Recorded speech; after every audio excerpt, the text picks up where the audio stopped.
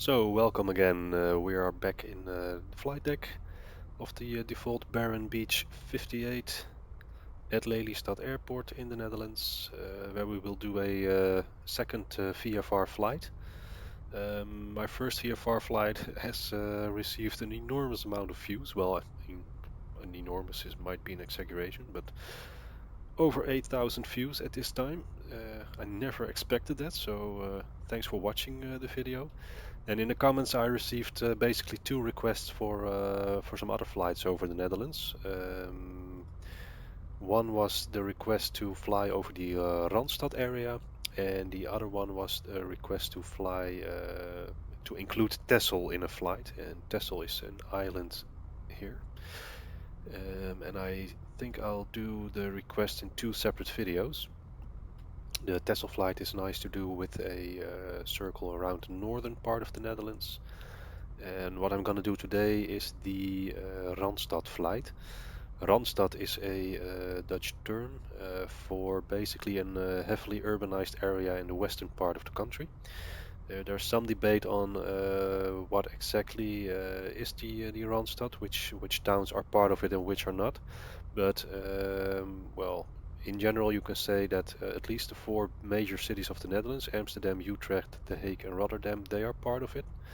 And well, the debate is whether cities like Almere or Amersfoort are also part of it. I think it does, because Almere is basically a city to provide housing for people that cannot afford to live in Amsterdam but do work there. So it's basically one urbanized area separated by a lake. And so what we'll do today, we'll take off from Lelystad Airport, fly to the southwest. We'll fly along the A27 highway to Utrecht. From Utrecht, we will fly to Rotterdam. We'll see how we'll fly there exactly, but anyway, that's what we'll do. Rotterdam, we will fly over the port of Rotterdam, which is one of the busiest ports in the world. Then we'll take the right turn, heading over the Den Haag area, and fly via Leiden to Amsterdam Airport, Schiphol, Amsterdam, and then back east again to Almere and Lelystad Airport. I think that will take us 1.5 hours in total, something like that. Maybe a bit longer, maybe a bit shorter. Not really sure. We'll see. And yeah, well, I will tell you something about the terrain we're flying over just in the previous video over the central part of the Netherlands. Well, some background information. Like I said, the Randstad area has the four major cities of the Netherlands in it. This is the entire country of the Netherlands that has approximately 16, that is 16 million inhabitants. So it's quite densely populated. And from those 16 million, between 7 and 8 million live in the Randstad area. So that's a very densely populated area, being the demographical heart of the Netherlands, but also the economical and political heart of the Netherlands. Political because in the city of The Hague is where the Houses of Parliament, the Royal Palace, and all the government ministries are situated or located. And Amsterdam has, of course, Schiphol Airport, which is one of the busiest in Europe, and Rotterdam has, well, the busiest port of one of the busiest ports in the world, because it is located on the river and on the North Sea. There's a lot of transit from goods arriving all over the globe in large ships into being unloaded in the docks of Rotterdam, and then they are loaded onto smaller ships that sail via the rivers to Germany or other parts of the Netherlands or the backland into Europe. So the port of Rotterdam and the airport of Amsterdam are two major support columns for the Dutch economy, and well, that's why they attract a lot of business, and of course business creates jobs and jobs attract people. So that's why everyone basically wants to or has to live in this part of the Netherlands, because that's where most of the work, most of the jobs are to be found. And of course that causes a drain on the other parts of the Netherlands, where most of the young people move to the west because of the job opportunities. So that's a little bit of background information. Let's go back into the cockpit now, take off and start a flight, look at the scenery. Again, it's a flight that focuses on the scenery. It's not focusing on good flying or whatever. I'm not setting out in a very detailed route. I just showed you what the big lines of today will be, and we'll just follow along that. So let's release the brakes, add power, and start taking to the skies.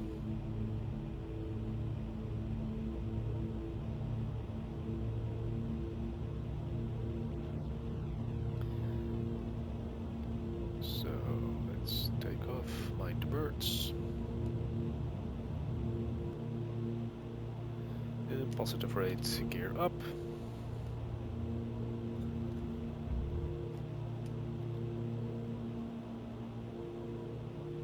Increase the power a little bit for the climb. Retract the flaps, they are now up, that's fine. And by the way, compared to the other VFR flight, the earlier flight that I made, I finally managed to get the windmills back in. Turned out it was a setting in the graphic settings menu. I had the 3D object setting a bit lower, and that after raising that, I finally got the windmills back. Not that I really like them, I think they're butt ugly, but they are a very significant part of a significant site in this part of the Netherlands. So it really adds to the realism when you fly over this if you see 3D windmills. So I'm quite pleased with it for that reason. For now we'll just fly to the southwest along this road until we reach the A27 highway, then we'll fly towards Utrecht. So here we are.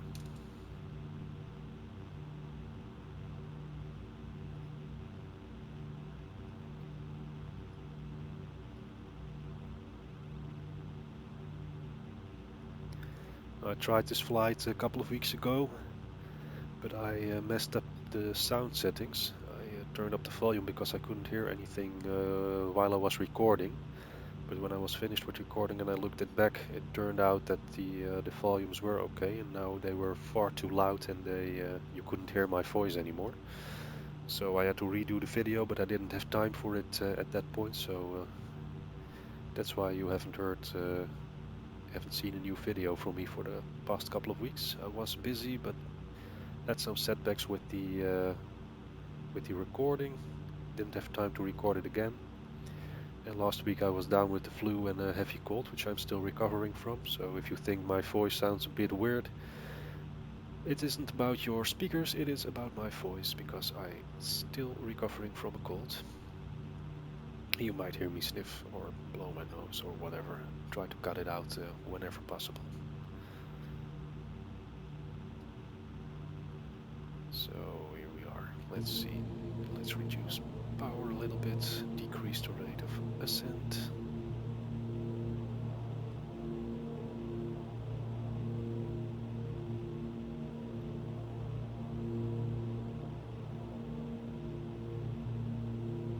Let's see if we can get this needle to the 0. That means that we will remain level flight at about 3,000 feet. That's quite nice for this video.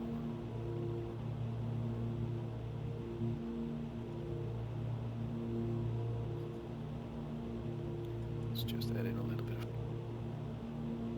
Oh, this is going alright. So there we are, that's about right now. Anyway, this is the A27 highway. We follow that one towards Utrecht, so we make a slight turn to the left to follow that. This is one of the outskirts of the city of Almere, which is located down there. But when we fly back to Lelystad from Amsterdam, we'll fly straight over the city, so I won't say too much about that right now. What I do want to explain already is Almere is basically one giant city. It's one municipality, but it consists of several large suburbs that all have different names. So this is Almere Stad, for instance. We have Almere Poort, Almere Haven. This is Almere Hout. And this is one of the more luxurious parts of Almere, which in real life has very, very nice houses standing there. It's well, basically villas. We are now flying from Flevoland back to the old land with the town of Huizen here. And I think we're climbing again. I don't like that.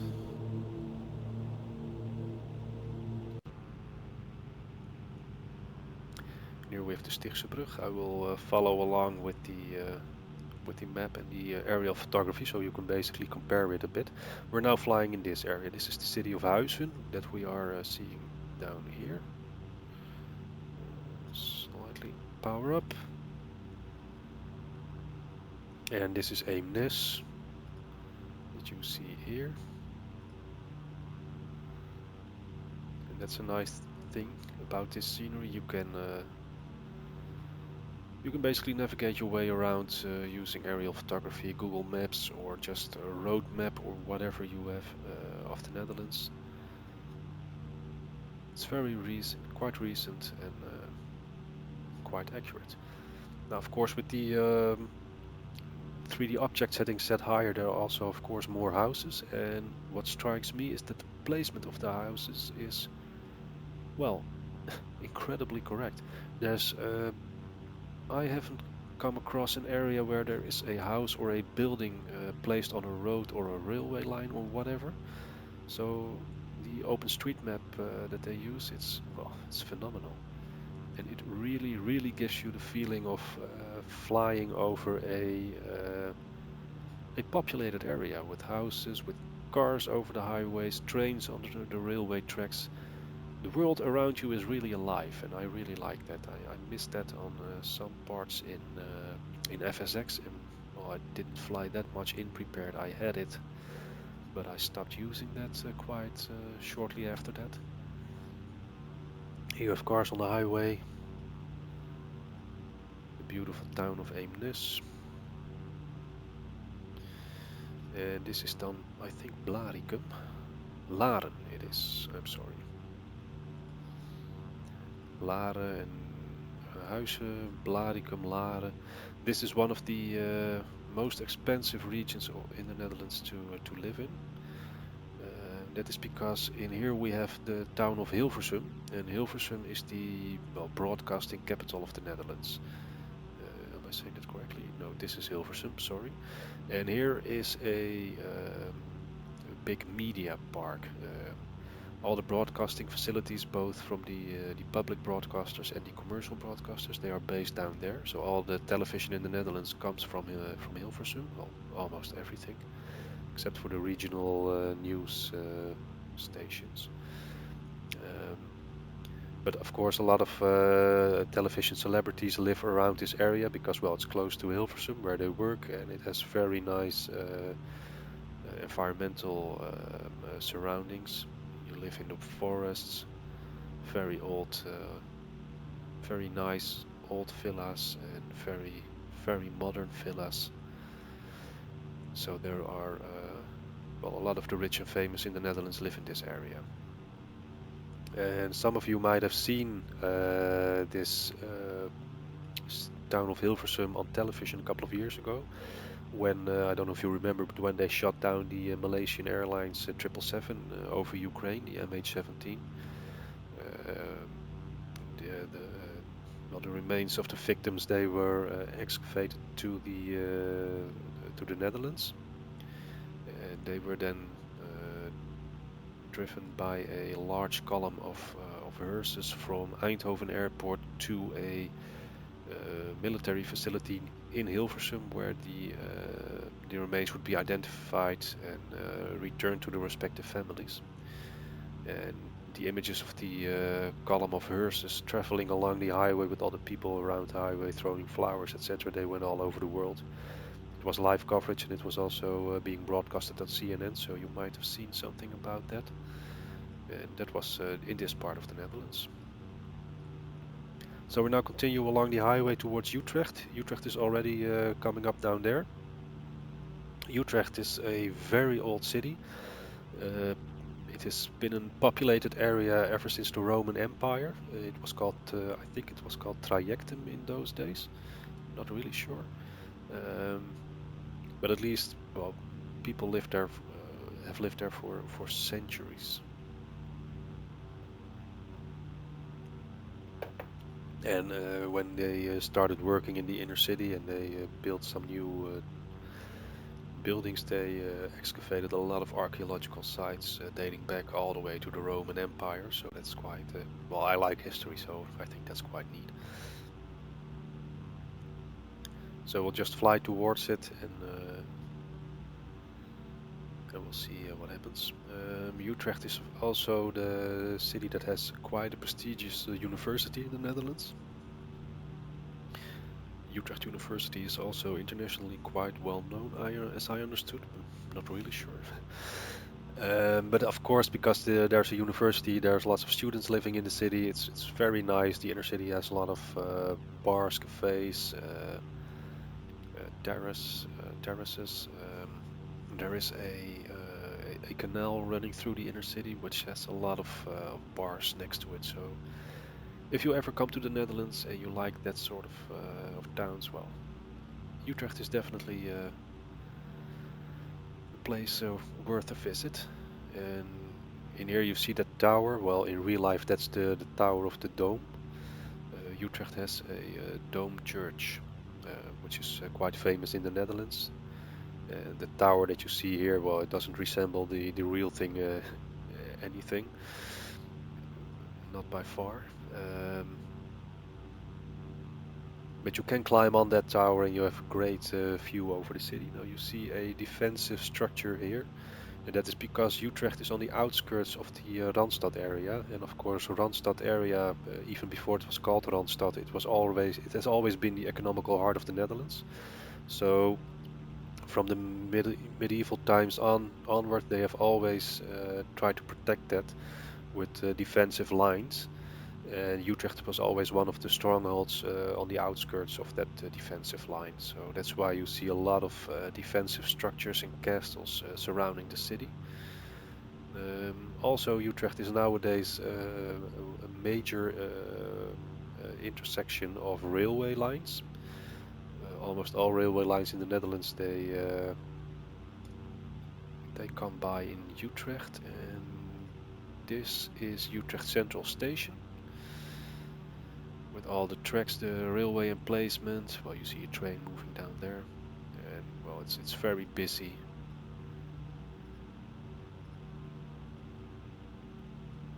And trains from all parts of the Netherlands come there. If something goes wrong in Utrecht, all over the Netherlands, you will notice that when you're traveling by train. It's the Amsterdam Rhine channel. Was built to connect Amsterdam to the River Rhine, so that the merchant ships that sailed the River Rhine could also reach the city of Amsterdam. And it came by Utrecht, so of course Utrecht also has a harbor, etc. And there's a lot of shipping going on that bit of water. Here we have the intersection from the A12 highway running towards Den Haag and the A2 running south. We'll follow the A2 for a short bit and then pick on the A27 again. And we'll fly alongside this river down here. So right now we are here, and that river will be the River Lek, and we'll fly along that river towards Rotterdam. I think that's nice.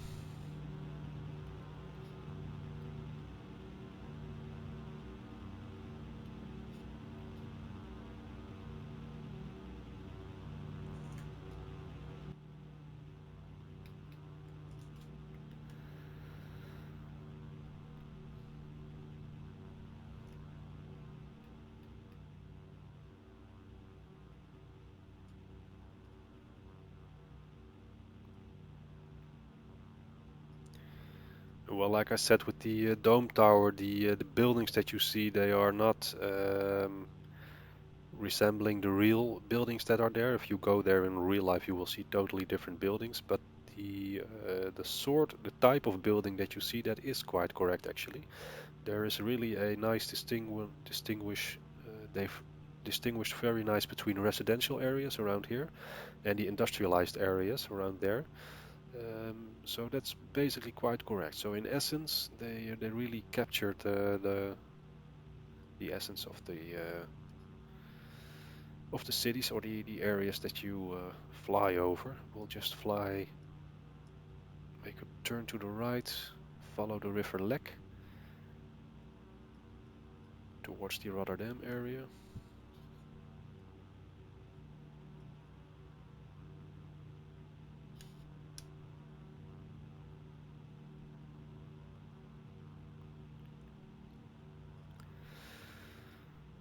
Just look at this, and I like the lighting, I like everything about this. This is flying VFR in X-Plane 11 with decent scenery.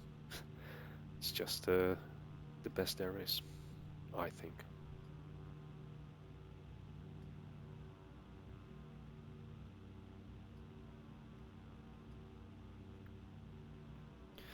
Now this is a large chimney. I don't think it's a chimney in real life. I think it's some kind of a radio mast or something like that. I'm not entirely sure.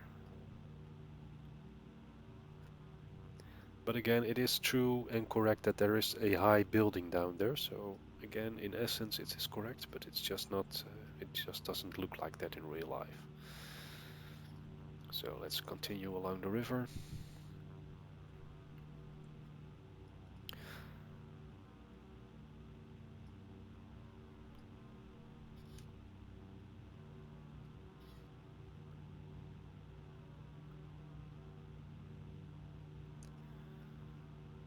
Going straight for Rotterdam now. If you press the M for Mike in Explain 11, you get the moving map feature, which is quite neat. You can see really well where you are. And I think we're gonna take a right turn heading west now to go straight towards Rotterdam. So just a moment from inside the cockpit so I can see the heading.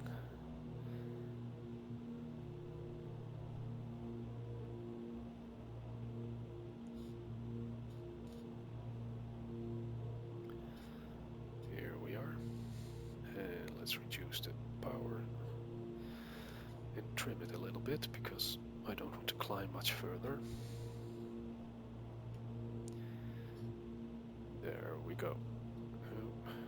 Don't want to descend that rapid either, so a bit more power. I'm always messing around with general aviation airplane. Somehow I just can't get them nicely trimmed on the 0.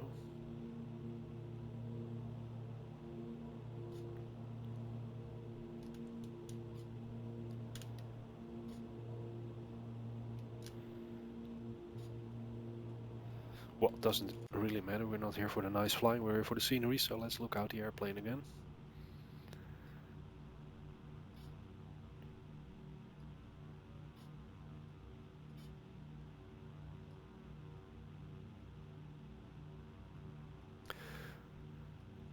Now this is what's called the green heart. If you look at the area between the urbanized area of Utrecht and the urbanized area of Rotterdam, as well as the between Utrecht, Amsterdam and the North Sea coast, there are 2 large green areas in between, and that's called the green heart. And the soil here consists mainly of turf. And you can see that because that's very distinguished for areas with turf as a soil. There's a lot of water. The ground water is quite high, so you have all these very narrow stretches of grassland. And where the turf was dug out in ancient times, because people used to dig up the turf, dry it, and then they used it for fire and heating. And that's when you see all these lakes appear. All these lakes once were also just grasslands with turf soil. Turf was dug out, dried and burned, and that's why in this part of the Netherlands you have so much lakes and long, very narrow stretches of land with houses. People would just dug up the land and burn it, only to get warm. So I'm very pleased with my central heating nowadays. Both saves the landscape and my back, so that's a very nice bonus. We'll keep flying towards the Rotterdam area. We'll go a bit further to the left now, otherwise we'll overshoot. We don't want that, because down there is the river with Rotterdam, so we'll fly towards that now.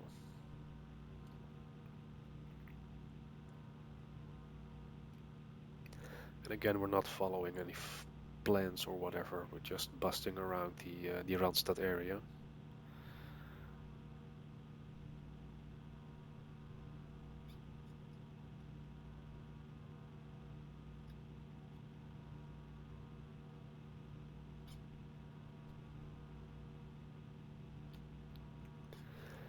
Let's see.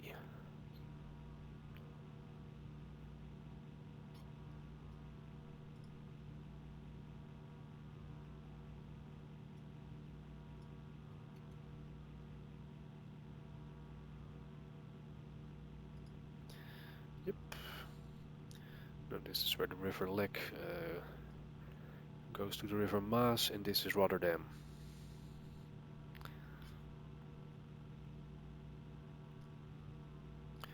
And again, very distinguished turf landscape with the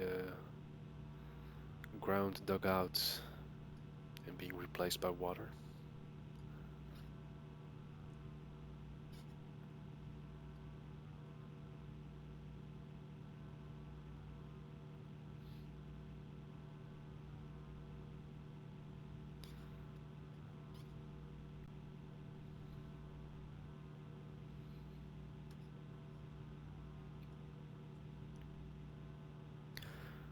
Well, all the 3D objects, they look incredible, they give a nice feeling, but they also have a frame rate impact. As you can see, when we get to the more densely populated areas, the frames start to drop to 20 or below. And another negative side effect is that it takes ages to load the sim. From the moment I press fly now till the moment that I am sitting in the cockpit on the airport that I selected is usually about 10 minutes of loading time, and I have quite a strong setup. I will include the slide with the system settings in front of the video. So here we are over Rotterdam. Rotterdam being down there, this is the river. Now, like I explained, the ships come in from all over the world via the North Sea, and then the goods that they travel are transferred onto these smaller ships that sail onto the rivers into Germany or the Netherlands or Belgium or wherever they go. But of course, there's a lot of transportation of goods going around here, so there's also a lot of assets to insure and a lot of cargoes to insure. So Rotterdam is also a city that has a lot of major insurance companies in the Netherlands having their headquarters down there.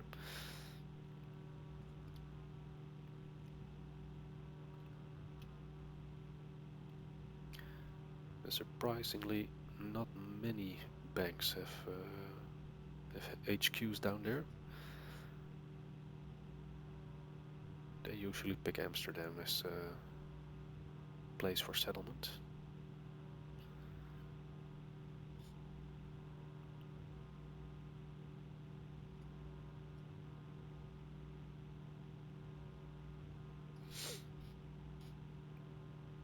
So we'll fly over the river Maas. We'll look at the ports or the harbors that are on the sides of the river. Now again, in real life, the city looks entirely different than what you have here. At least the buildings. Rotterdam is extremely well. It's a very modern city, and that's because the ancient the inner city was bombed away during World War II by the Germans. In May 1940, the Germans decided to attack France. And because the British Expeditionary Force was also in northern France and Belgium, the Germans decided that they could not take the risk of leaving the Netherlands unattended. The Netherlands were neutral in World War One, and the government planned on staying neutral in World War Two. But the Germans thought the risk was too big, that the British would use the Netherlands as an invasion bridgehead for to break through straight to the industrial mainland of the Reich. So they decided to attack the Netherlands in May 1940. Plan was to overtake it in just one day, and that turned out to become 5 days of heavy fighting with a lot of losses for the Germans, and of course they didn't really like that. And at the fifth day they just decided to take to the weapon of terror bombing, and they had I think about 60 bombers bomb the hell out of Rotterdam. So they dropped a lot of bombs on the inner city, causing it, well, to be completely erased.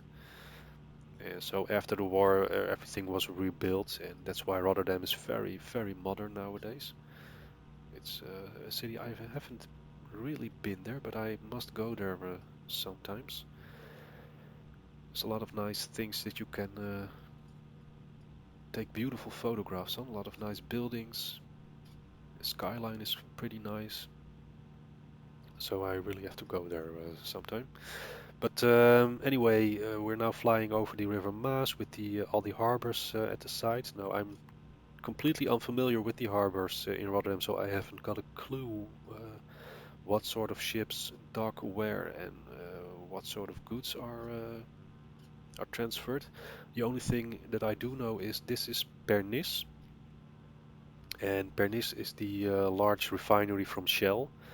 So there's a lot of oil tankers moving into this area of the ports, and you see all the well, all the silos where they store the oil, and there's a lot of petrochemical engineering going on in this part of the Netherlands. So we'll just fly along this route. We take the corner here towards the sea, then we have the second Maasvlakte down there, and the glass city with all the greenhouses that I mentioned earlier down there.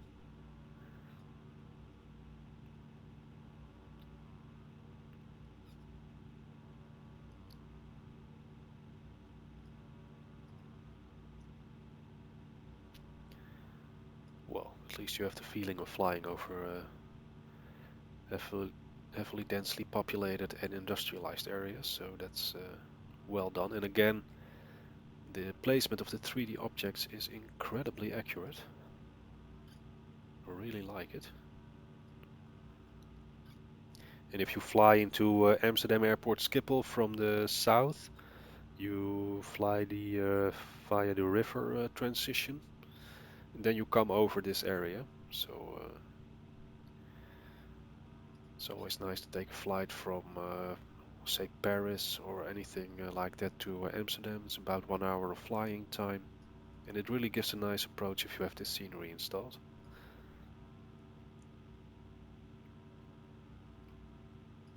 So let's go to the right here and go to the Westland area, and also quite well-known part that is down there, that is of course Hoek van Holland, or Hoek of Holland, where all the ferries from the UK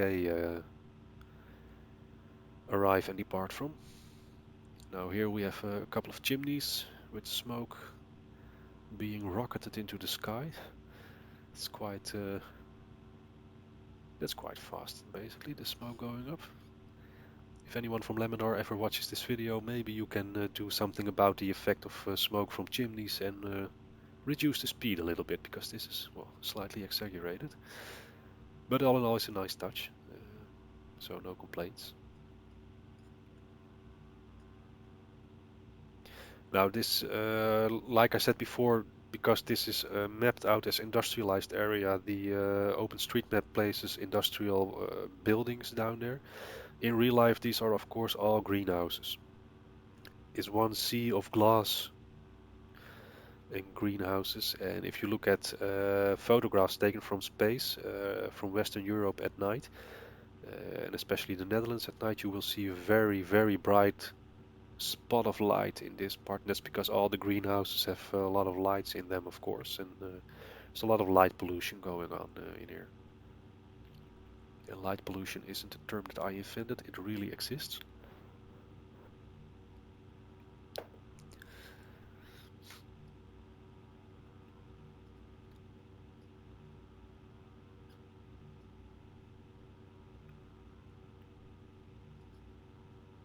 So we'll just fly to Hoek of Holland ferry harbor, and then we turn right to fly across the Westland to Den Haag.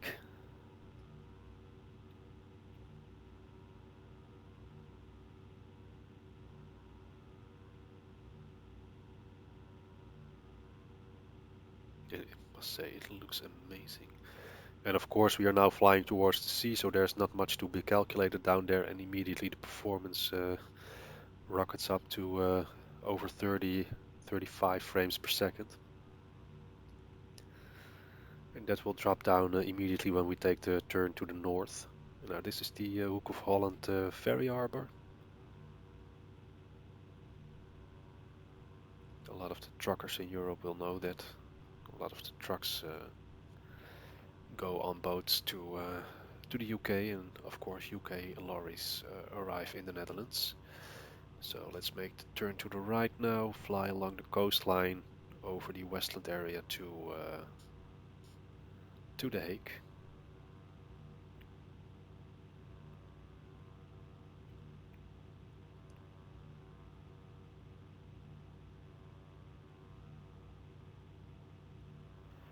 There we go.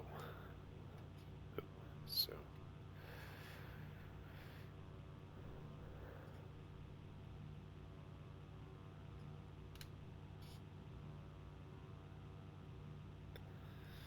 and like I said, The Hague is the political heart of the Netherlands, with the Houses of Parliament being situated down there. The Royal Palace and all the, not all, but a lot of the Dutch governmental institutions have their headquarters in The Hague. So it really is the city of civil servants.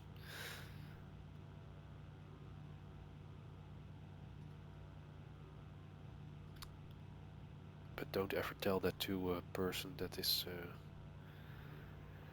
has lived in The Hague all his life. They're very proud of their city, and rightfully so, because it's well, located wonderfully close to the shore and the dunes, and there's a lot of history, of course, so there's a lot to be proud of. At least I think. But wait.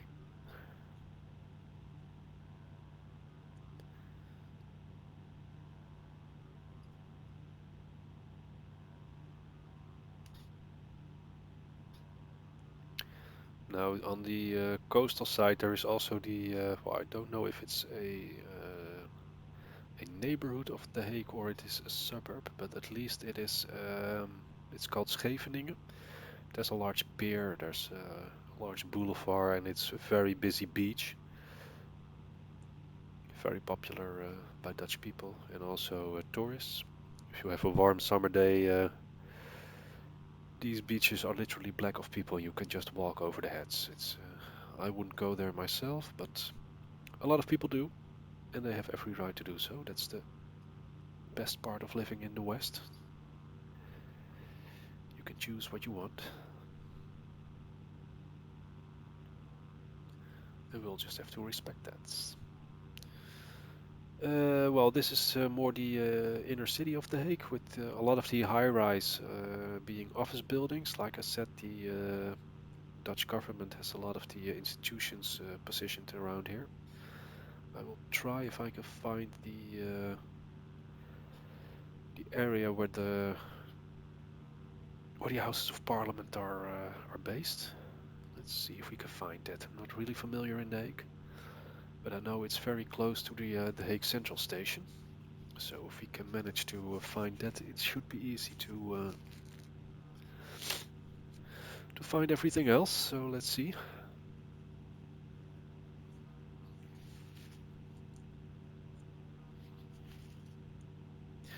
And again, you see the performance drop significantly when you are flying over and towards heavily densely populated areas. Because the sim has to load in another tile with a lot of buildings, so that is of course going to affect the performance. Nothing can be done about that. Let's see, here we have a very large traffic intersection, so I think it is somewhere around here. Let's look into this. Maybe it's down there. Oh, we don't want to go down.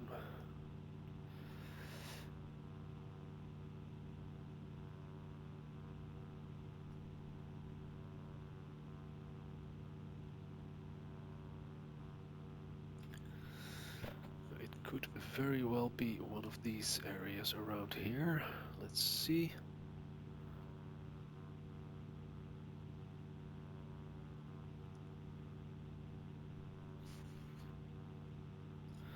No, I don't think so.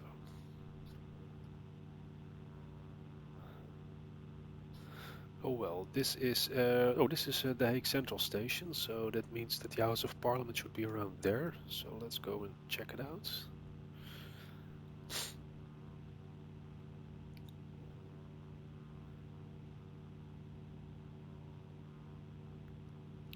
Now, there's always a lot to do about the Dutch railway system, at least by the Dutchmen themselves. There's nothing more that we like to do than complain about the Dutch railways. That they are never on time, etc. It isn't really fair. They improved a lot over the last few years. These are the Houses of Parliament. In real life it looks completely different, of course, but this is where they are located. And this is the central station. So let's turn north. We've now spotted them. And fly towards the Leiden area and via Leiden to Amsterdam Airport Schiphol.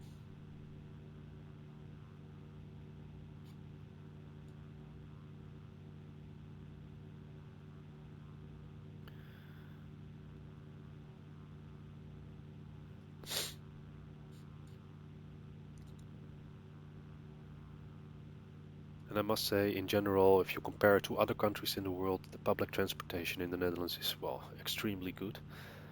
It covers almost the entire country. There are a lot of areas that you can travel to by public transportation. You just have to be prepared to travel 3 or 4 times as long as it would take you to go there by car. That's the downside. But if you don't have a car, can't afford a car, it is possible to reach a lot of parts of this country by public transport, which is nice.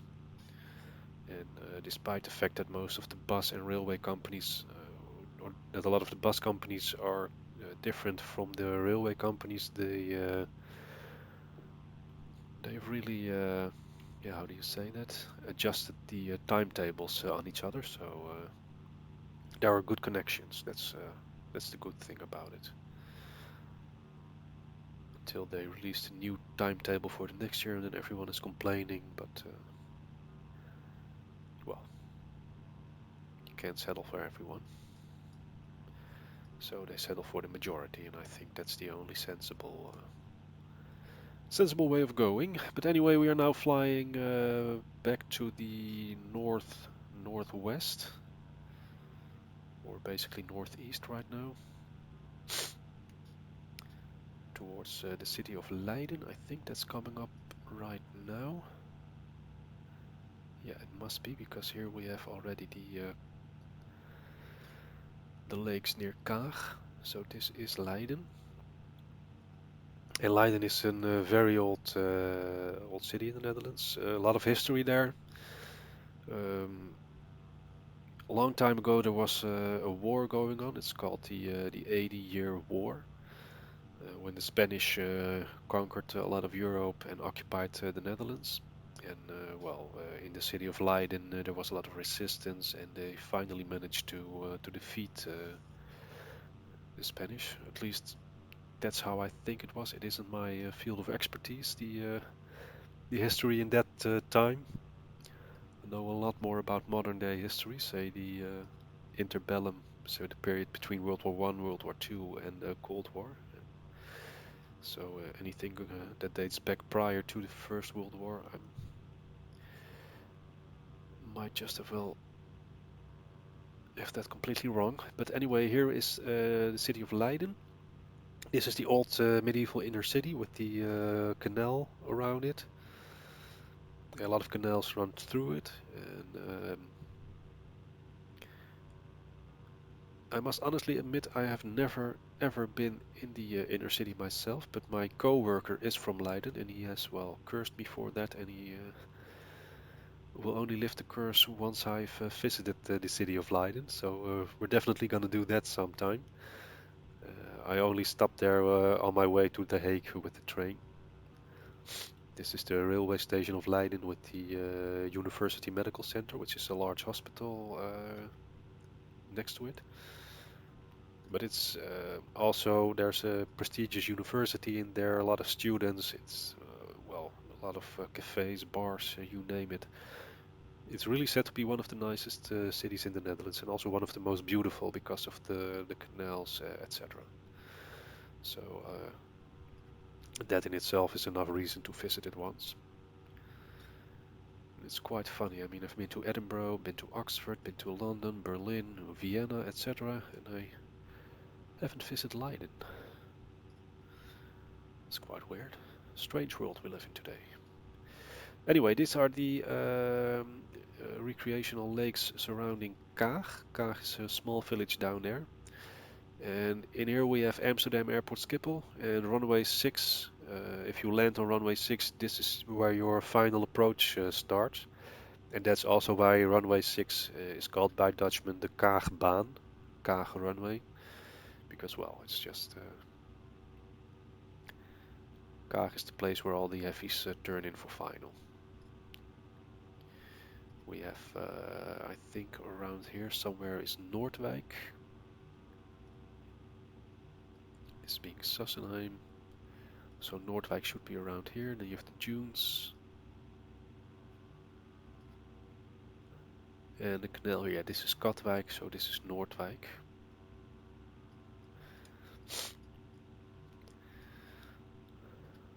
This is the A44, I think, and this is the A4. Let's check that. We are now in here. Yeah, this is the A44 and the A4. So A4, A44 and Amsterdam Airport Schiphol. Then this is the town of Nieuw-Vennep, and this is Hoofddorp, where I lived the first 8 years of my life a long time ago.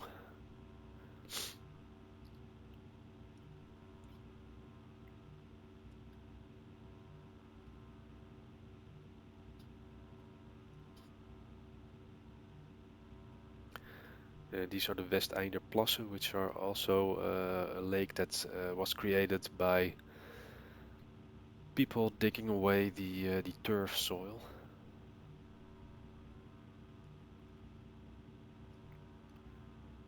And we make, oh, here's one.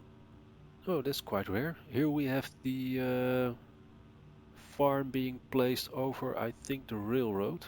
Yeah, that's the railway line. So that's basically one of the first times that I see a misplaced farm in this scenery. But one in a flight that's already been taking for, well, something like an hour. That's not too bad.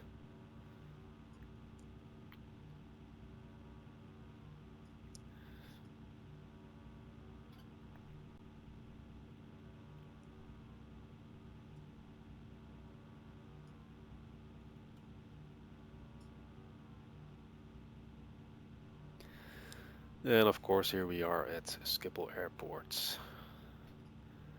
My father used to work there all his life. He's retired a couple of years ago. First 8 years of my life we lived here in Hoofddorp, in this area.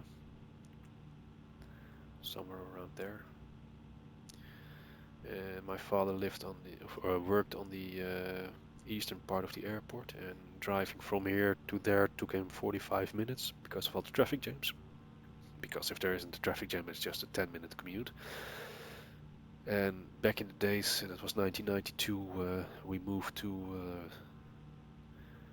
well, to Dronten. That's very near to the airport that we took off from. And driving from there to Schiphol East was also 45 minutes, and well, there was much more space, clean air. So my parents decided to move.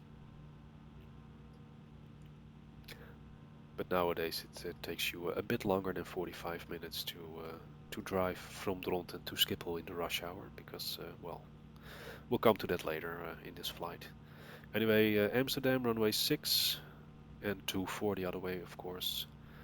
36 right, 36 center, and 36 left, or 18 right.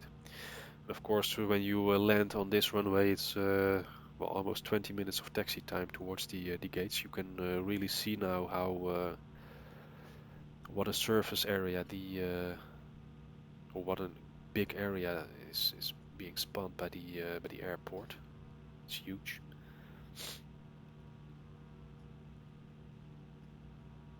Here we have Hoofddorp, and I lived here in this part. It's really nice to see this from above. Well, Amsterdam airport with the cargo apron here, cargo apron down there. This is the apron where a lot of the regional, well, regional is not very correct, but the very short haul flights, KLM Cityhopper, Flybe, they all park always on the Bravo apron, which is down there. These are the cargo buildings. And then we have the gates for mainly European flights, and well, sometimes intercontinental flights will dock here as well. This is the Schengen terminal, I think. Charlie, Delta, Echo, Foxtrot, Golf, and the hotel gates for EasyJet and the other low-cost airlines. And this is Schiphol East. This used to be, in the early days, this was Schiphol Airport, and this was the main runway. And then somewhere in the 1960s, they decided it was too small, and they built this entire airport, which expanded over the time. Anyway, this is Schiphol East, and in this flat, or this building, this is where KLM has the real full motion flight simulators for flight crew training. And I know that because that's where my father used to work. And here's the police. They have the police helicopters down there, I think. General aviation, and a lot of the maintenance facilities for KLM are located in the Schiphol East. Let's well, this is the Amsterdam Forest. This is a well, you can row here, and they have games or matches for rowing here, so that's quite well known. This is the Olympic Stadium. This is the South X, as it's called. A lot of the banks and financial institutions have their main headquarters here. This is one of the most expensive pieces of ground near Amsterdam. Amsterdam Rai. A lot of the event halls, and this being Amstelveen. That is built entirely onto to Amsterdam. This is the border between Amstelveen and Amsterdam. This is Uilenstede. The large student apartments are here because the Free University of Amsterdam is down there, or here. No, here. This is the Free University with the University Hospital down there. These are all the headquarters for the banks and all the other financial institutions. Let's fly over the inner city of Amsterdam.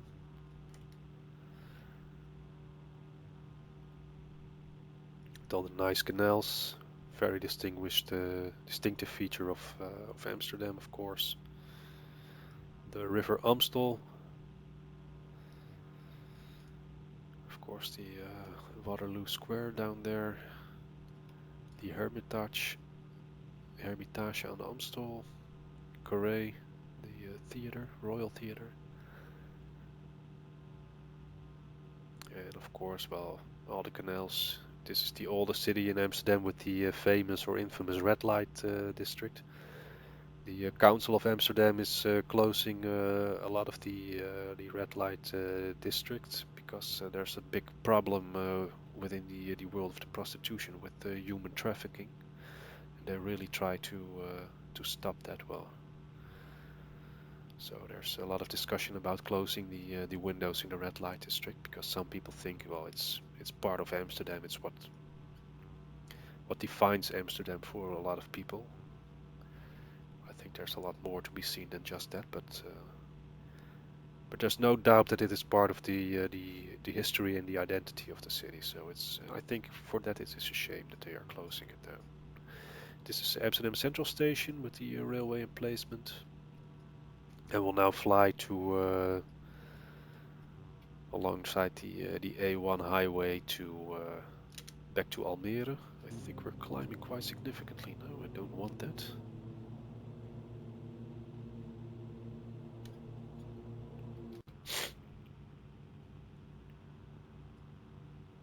But it does give us a nice overview of the city here at 3,000 feet. Used to work there for a short period. Yes, I was a copper, police officer in Amsterdam for 1 year. Decided that wasn't it for me, so I moved on in my life, but it was quite a year.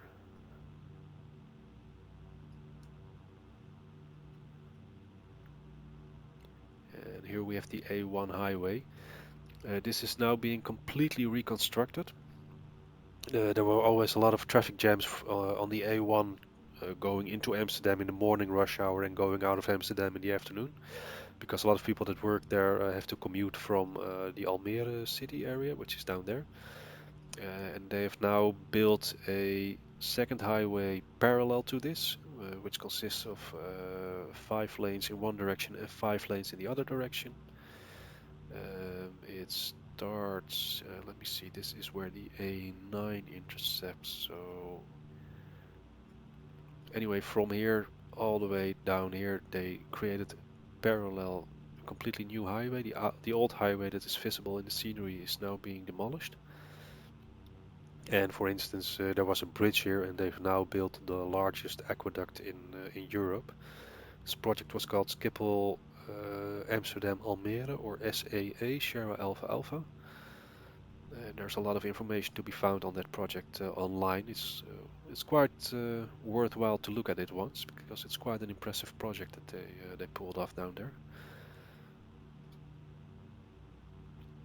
And they have increased the traffic flow into Amsterdam dramatically. It's been a real plus. I mean, of course, there are sometimes traffic jams, but you always have morons that bump into each other on the highway, causing accidents and traffic jams. So you cannot build roads to counter that. But it truly is a very nice project that they pulled off. So kudos to the government and the people that built it, the road workers, the engineers, the architects. They really did a good job. This is the town of Muiden, very old city that lies on the former Zuiderzee.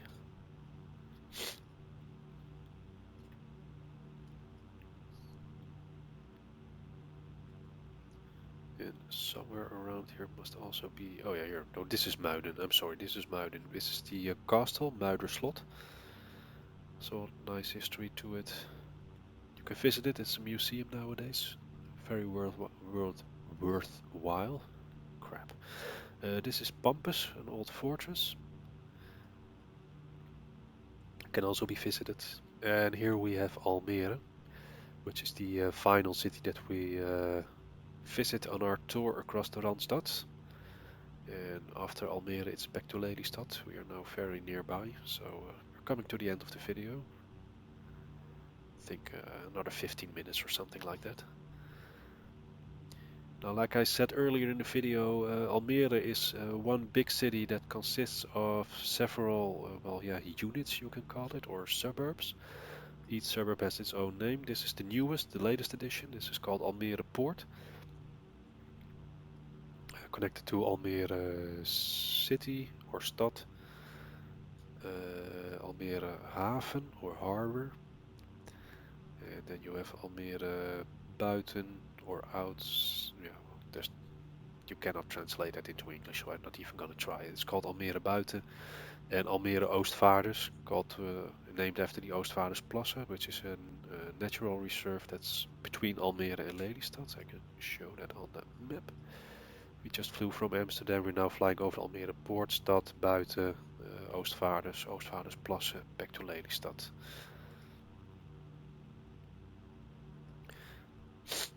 And a really nice thing when you look at a city on aerial photography is that you can do a pretty accurate guess on when a city or a certain suburb is built in the Netherlands by looking at the street layout.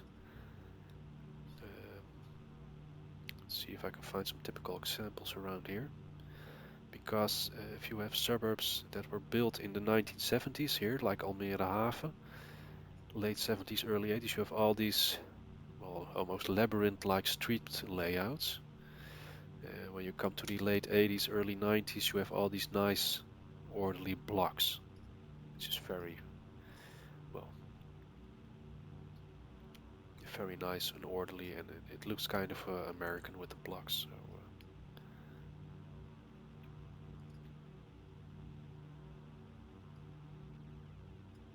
but these street layouts, they are very distinctive for suburbs that were built during the period of the 1970s, approximately. So you can, there's a lot you can read from the landscape or cities. And it gives you a lot of information on when stuff was built, how it was built, why it was built. It's quite nice if you look at an ordinary landscape through those glasses. Here we have the A6 that runs up all the way north. And of course, all the windmills that I was talking about. Of course, there are a lot of international agreements concerning the environment and green energy. And of course, that's telling that a country has to produce a certain amount of electricity in a green way. And in the Netherlands, because we always have wind, windmills are a large source of that green energy.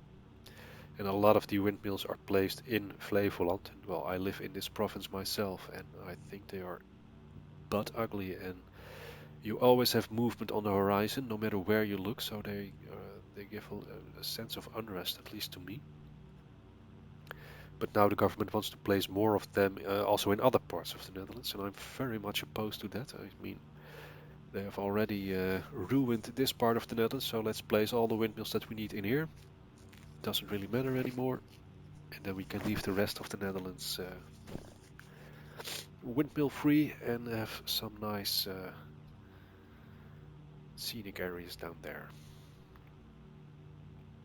Now this is the Oostvaardersplassen. When they dried the land, they pumped out the water of the polder. They just couldn't get rid of the water in this part, so they, because it was planned to be a urbanized area, but they couldn't do it, so they left it as a swamp. It now attracts a lot of different species of birds. There are huge herds of horses and red deers running across. But because the area is quite small and there are relatively a lot of animals, the animals are in a very, very poor condition.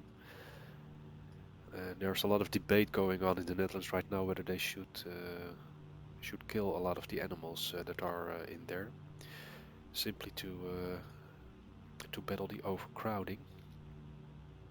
And I think they should, because it's just, well, the animals, they look terrible.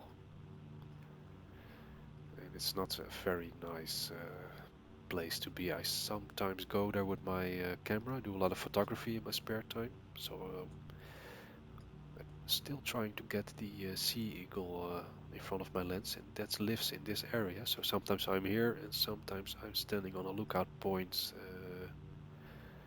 somewhere around here. but it's just flat. There's not much vegetation.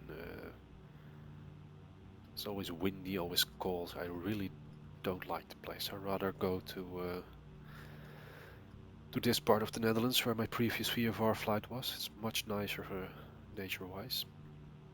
Anyway, this is Lelystad, so we are about to land. This is the airport. I will close down the throttles and we'll start our descent. And then we'll land on runway 23 again, and that will be the flight for today. So let's descend, not too quick.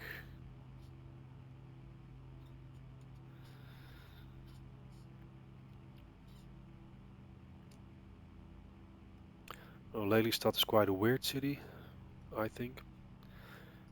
This part, Lelystad Haven, is, well, it has some beautiful houses, and there are also some beautiful houses around here.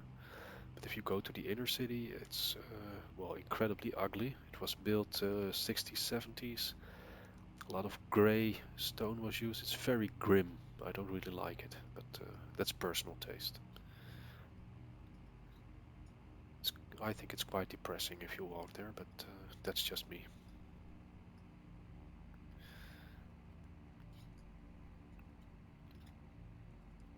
What is nice about Lelystad is that in here you have the called Batavia Harbor, and there is a replica of an old sailing ship called the Batavia, which dates back to the Dutch East Indies Company.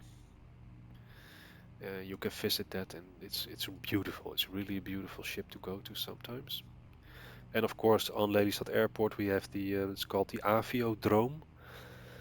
And that's an aviation, well, they call it a theme park, but it's basically a museum. And that's a lot of that's nice. That's a nice museum to visit once if you happen to be in the area. In November of each year, they also have a flight simulator weekend there, so that's of course a nice bonus. There's a lot of stands with manufacturers, developers, both hard and software side of the flight simulation industry, so that's it's really nice to go there sometime. But other than that, the museum in itself is also very, very nice. Has a beautiful collection, I think, at least. Some really nice planes. Definitely worth a visit.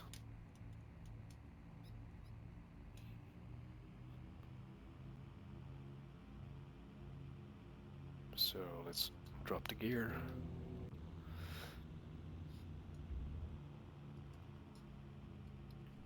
Set approach flaps. And don't use this landing for training purposes. It's not going to be a good landing at all. It's just again, we have to get our feet back on the ground to end the video. At least that's what I think.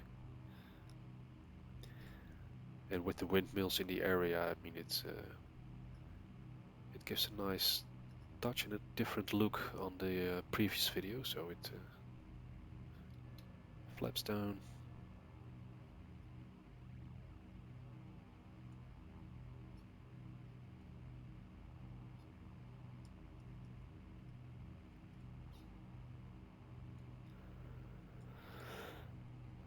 So 3 o'clock, sun is already starting to get a bit lower on the horizon, changing the light, which is really nicely done in X-Plane 11.